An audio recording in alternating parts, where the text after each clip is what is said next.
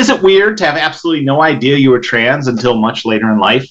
I'm 30, male to female. On one hand, I feel kind of guilty for suddenly realizing my true gender because, of course, there are trans people who have struggled way longer than me, and here I am having this crisis for the first time since late last week. I always felt wrong and could not understand why. Was jealous of how girls looked, including my sister. I was always nervous around masculine men. I was a Cub Scout for a time, and looking back, I realized that I definitely did not fit in, and now I'm wishing I had got to experience all the things a girl growing up would. Time lost, never getting it back, but growing up in the Bible Belt with a Christian Republican family probably wouldn't have changed much. I feel happy and scared at the same time, imagining having the feminine body I never knew I wanted, feminine clothes, growing out hair, changing name, etc. But has anyone else had a late start like this? How is it that the key to my happiness was so obvious yet hidden all this time? TLDR, didn't know I was trans until recently at age 30. Is that weird, stupid, terrible, crying face? No, it's not. It's pretty normal, I think. It also sounds like you did know. That's what I was gonna get at. Like, yeah. So here's the thing: is I have my experience, and my experience is not a blanket experience, and it's not encompassing. Everyone has their own experience. I knew when I was a little kid, and so did you, and like. The difference was like it was fucking terrifying.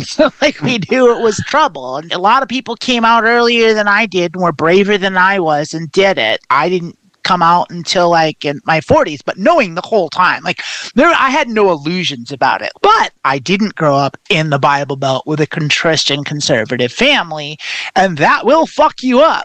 Well, that will fuck you up for real, because society in general beats it into you that it's a bad thing. The only thing that's worse in our culture than being a gay man is being a transgender woman. Like, that's the only thing. Even though there's a lot of like acceptance and tolerance now, and it's a lot better than it was, it's still there.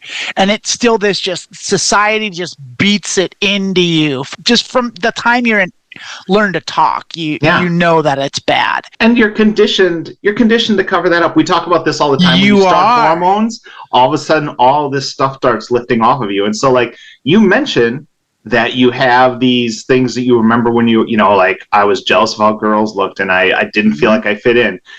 You knew it. You had just been programmed not to notice that, or to just make it feel like, oh, I'm not fitting in, not looking any further more than that. So all these things, like, yeah, you knew something was off, and it maybe it wasn't like it showed up for me where it was like clearly having these arguments and these fits about wanting to be a girl when I was younger. That it didn't come out that way, but you have been conditioned to cover these things up. And so, of course, it's not weird. It's how the system wants it to work. It's tragic, is what it is. They want you to be miserable your whole life. Yeah, it's not your fault. They would rather you just be miserable and die in your 60s. Yeah, they would much rather have be the person that you want to be. Yes.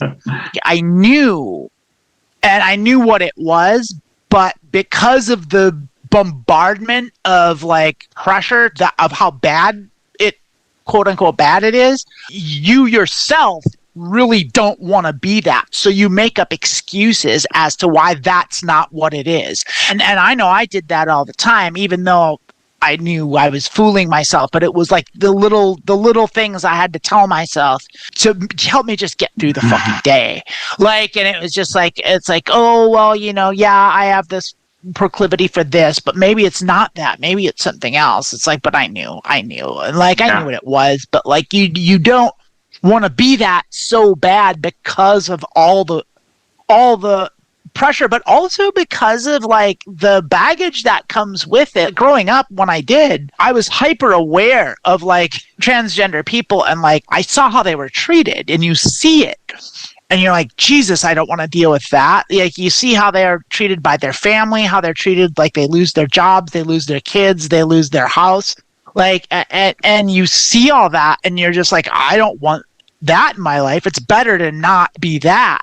Mm-hmm. And then deal with this, and then just keep it a secret. It's better to just keep it a secret than have to deal with all that. And that's if you have someone like that in your life, because there weren't national news stories about a trans person who did something or made news. Like today, like you have access to all of that. And the one thing I do want to say, because I think about this all the time, because I got married very young, and by the time you and I were in the, obviously I'm older than you, but Amanda and I were in that same time frame. Probably as you were learning more about that, I was already married, and I was, I hate to think back, like, if I'd married, I could have done this, this, and this, and at the end of the day, you have to realize you are where you are. If I had not been married and I felt like I was going to transition in like the late 90s, my life is really good right now. I went through a lot of stuff, and a lot of things happened because of those bad decisions I made that turned out beneficial for me. We talked about before the show, we were talking about performing. Like, I would never have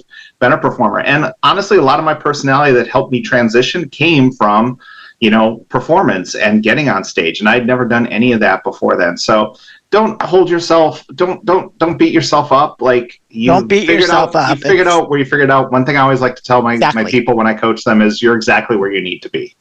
You're exactly the right place, and you start defining yourself now, and you can start making your life what you want it to be. You're not defined by your past. Your past defines you as much as you let it define you. I hate to quote John Lennon, but there's nowhere you can be that isn't where you're meant to be. And really, that's John Lennon quoting the Tibetan Book of the Dead. But see, you're not even quoting John Lennon.